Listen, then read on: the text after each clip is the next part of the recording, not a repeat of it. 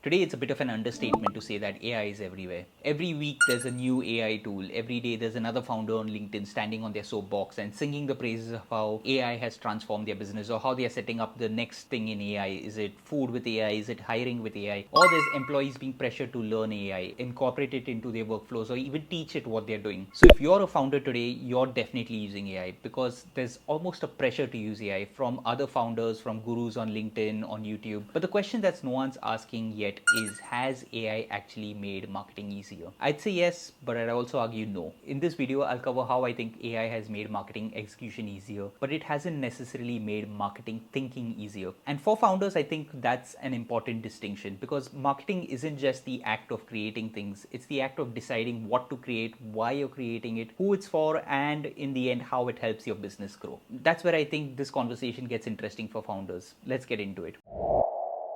Let's start with the positives because there really are plenty of them when it comes to AI. AI has absolutely made execution easier. It's made ideation faster, content creation way more accessible. It's given all of us an editor just sitting on our shoulder, ready to polish our work at any time of the day. If you need 10 ad headlines, AI can do that. Need 10 more easy.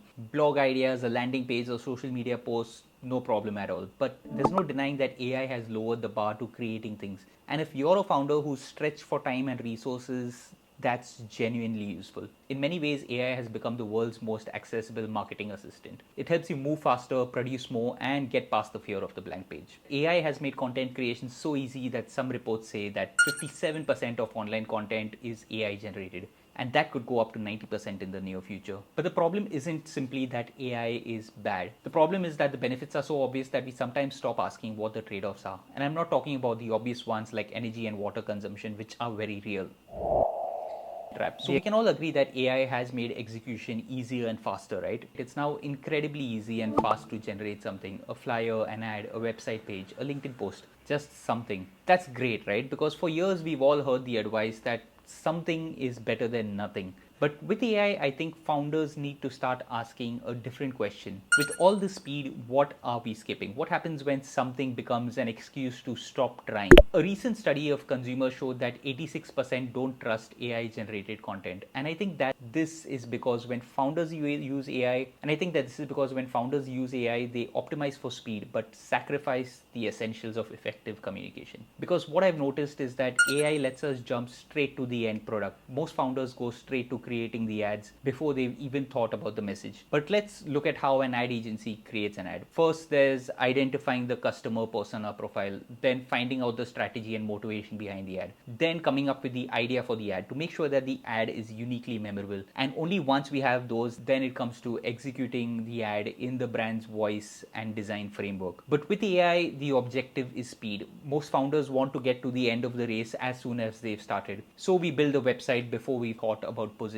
They start generating content before they've even figured out what they actually want people to think about their business. The temptation is to skip strategy because AI is optimized to make creation feel completely effortless. Instead of spending time in thinking and planning, we spend time iterating. We generate, we tweak, we generate again, we tweak again. I've even seen an AI influencer on LinkedIn insist that using AI successfully is iterating 100 times and throwing out 99 of them. In my experience, I found that this sometimes takes just as long. You simply move the thinking from the beginning of the process to the end of it. The result is that many founders end up creating faster without necessarily becoming clearer, and marketing without clarity is just noise.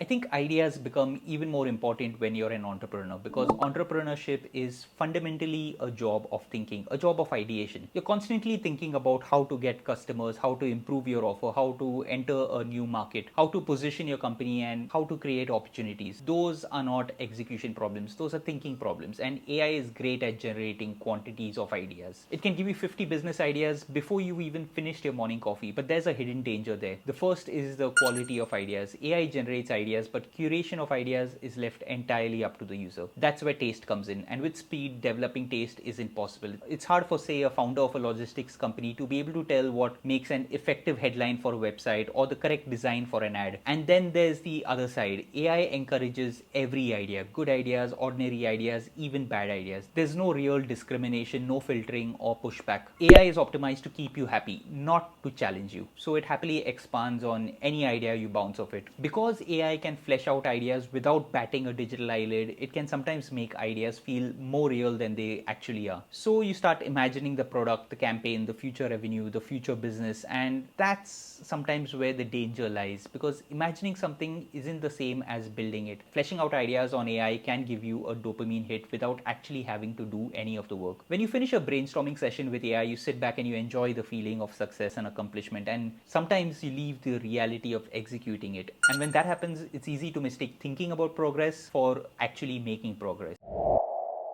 On the surface, AI is great for content creation. AI gave the average founder a voice, a way to express themselves. So on LinkedIn and Instagram, more founders are posting, sharing ideas, and there's a lot more expertise being put out into the world. But across all the content out there, there's an eerie feeling of similarity. Just a few years ago, it was easy to spot AI content. It was the M dashes, the overly formal language, the polished but slightly unnatural tone. Today, it's more subtle. You'll notice the it's not X, it's Y structure. Similar content frameworks and opinions being recycled over and over again that you can't quite put your finger on. It gets worse in design and layouts. Log into Facebook or LinkedIn and you'll see the same kinds of layouts that cram as much information as possible into a single post. All of them using this black and brown style with lots and lots of partition lines. All different brands across different industries, yet somehow all of it looks the same. All different brands across completely different industries, yet somehow all of it looks the same. In an interview with the ex-CMO of MasterCard, Rajamanar described the current environment as a sea of sameness. When everyone has access to the same tools, originality becomes even more valuable. And that's because marketing isn't just about communication, it's about differentiation. If everyone looks and sounds the same, nobody stands out. The irony is that AI has helped more people create content while simultaneously making it harder for content to actually feel distinctive.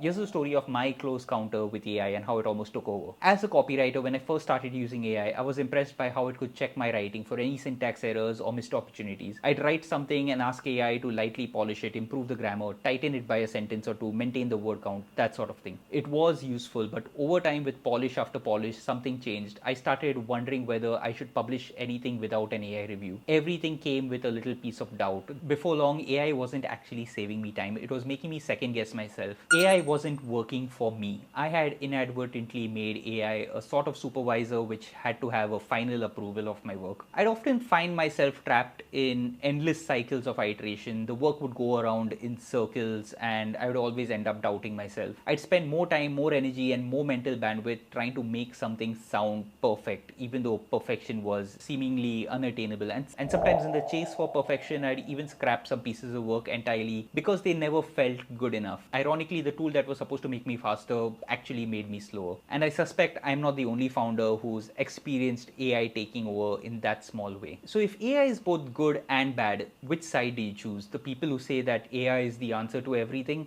or the people who think it's destroying creativity and human thinking? Personally, I don't think either side is right. AI is a tool and it's not going anywhere. It's far too late to put the genie back into the bottle unless, of course, we go full Butlerian jihad. But in reality, maybe the fix is that like every tool, you need to use it only when it's needed and only when it's used appropriately. You use human thinking when you need strategy or emotion or a real perspective. And you use AI when you need quick turnarounds or when budgets are really tight. The question isn't whether you should use AI. The question is how and when you should use AI. One framework I've started using is something I call the human AI sandwich. So the way this works is before I use AI, I make sure there's a human layer first. I start thinking about the goal, the strategy, the audience, and the outcome I'm trying to achieve. I input prompts that already have a strong direction or a very definite human idea. And then I let AI do the heavy lifting of generating and filling out the blanks. And once it's finished, I apply the human layer of Wayne and the brand I'm writing for again. I simplify, I clarify, and I check if the AI has followed my guide. Then I remove the AI tails and add personal touches and brand styles. I make sure that it's all completely clear and that it sounds like something I'd actually say to another human being. That's the human AI sandwich. Human first, AI second, human last again. I don't think that AI is making marketing easier, but it is making marketing easier. Like social media, AI is the test of our time. Will we use it responsibly and smartly to make us smarter, or will we let it dull the the edge of what our brands sound and feel like? Will we let it minimize our very humanity that makes marketing a playing ground for emotions and craft? In Pope Leo's recent encyclical, he says, in the era of artificial intelligence, when human dignity is threatened by new forms of dehumanization, ours is the pressing duty to remain profoundly human. AI can amplify what founders are. It can help strategic thinkers go deeper, help creative thinkers explore more possibilities. But if you skip the human thinking, AI can't and shouldn't do that part for you. Because at the end of the day, marketing isn't just about generating content. It's about understanding people and then finding out how you can be the fit for what they need. And that's still a very human skill. AI has made marketing execution easier. It's made